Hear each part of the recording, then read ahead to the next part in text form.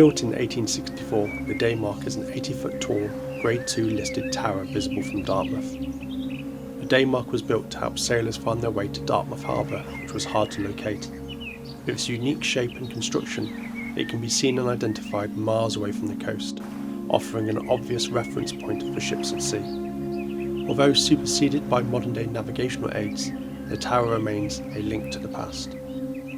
Standing in a picturesque field, the Daymark is a beautiful octagonal tower and can be accessed on foot along the southwest coast path from Forward Point or from the nearby Brownstone National Trust car park. The walk from Brownstone National Trust car park is an easy stroll with amazing views of the Dart Estuary and Start Bay.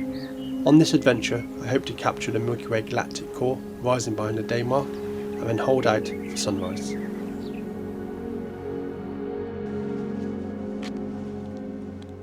Today I'm actually out tonight at Dartmouth's Daymark Tower, and it's not a lot to show you right now because obviously it's pitch black, but the idea is I've come down to Dartmouth to photograph the Daymark Tower to get a nice Milky Way rising over the horizon behind the Daymark.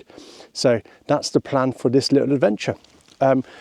How I'm going to shoot this? Well, I've got my Pentax K1, and with that I'm using a Samyang 24mm 1.4 lens.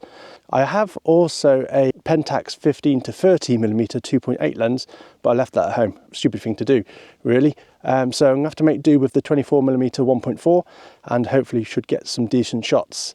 So I'll quickly show you that setup now and show you the settings I'm using, and hopefully you'll like the images it produces. So yeah, I'll just spin you around and you guys can take a look.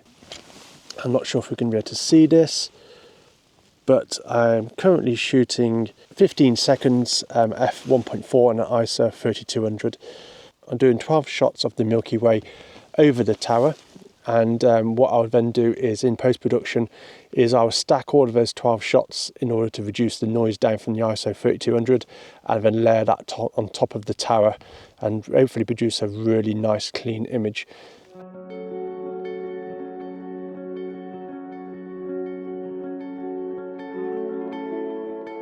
The raw image consists of 13 shots of the night sky at 10 seconds each, ISO 6400. These 13 shots are then combined using a program called Sequitur, which aligns all of the stars on top of each other, and then using a mathematical algorithm, the difference between all of the 13 shots is technically the noise within the image. The mathematical program then removes that noise, leaving an average which significantly reduces the visible noise in the image and increases the signal to noise ratio. This is then repeated for the foreground, which is at 4 frames at 80 seconds, ISO 800, and when this is completed, the two sets of images, one for the sky and one for the foreground, are combined to make the final file, which is then used for editing in Photoshop.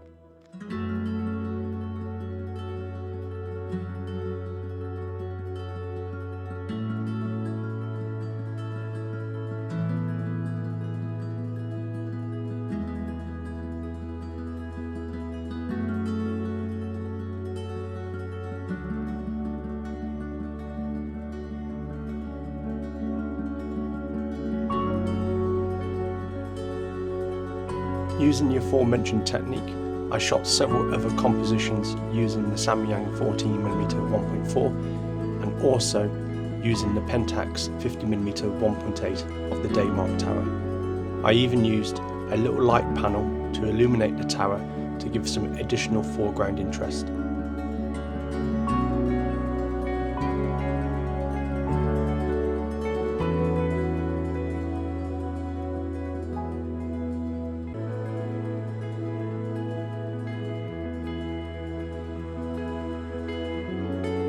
It's been a while since I talked to the camera last. The first piece to camera, which I did earlier for you guys, was around about 4 hours ago, and it's now close to 3 o'clock in the morning. I've currently got a time-lapse running with the Canon M50 with a Tokina 11 to 20mm lens, which is a 2.8 lens. Now, it's quite an obscure lens, that one, and it's quite old. I've always found it to be an absolutely fantastic performer for astrophotography.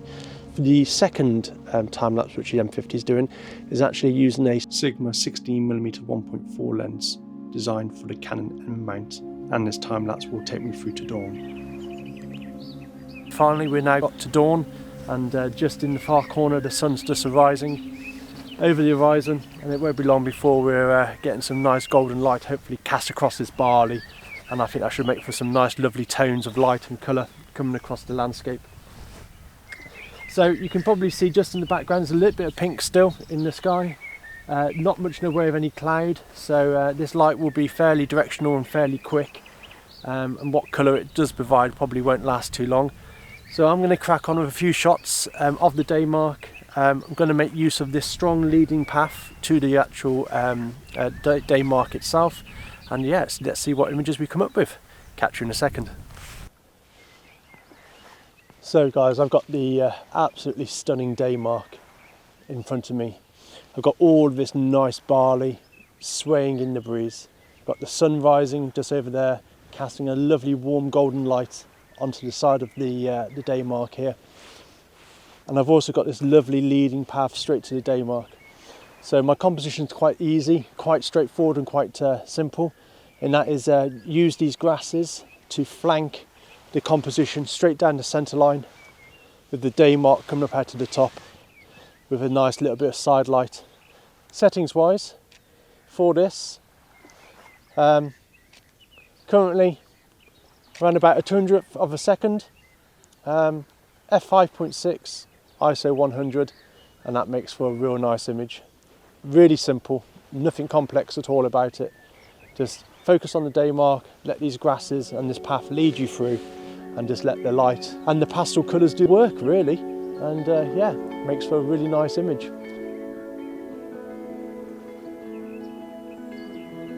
As the sun rose faster than anticipated, the gentle pastel hues of dawn swiftly gave way to the bright, contrasting light of the morning. Sadly, this marks the end of our journey at the Daymark in Devon. Thank you for joining me.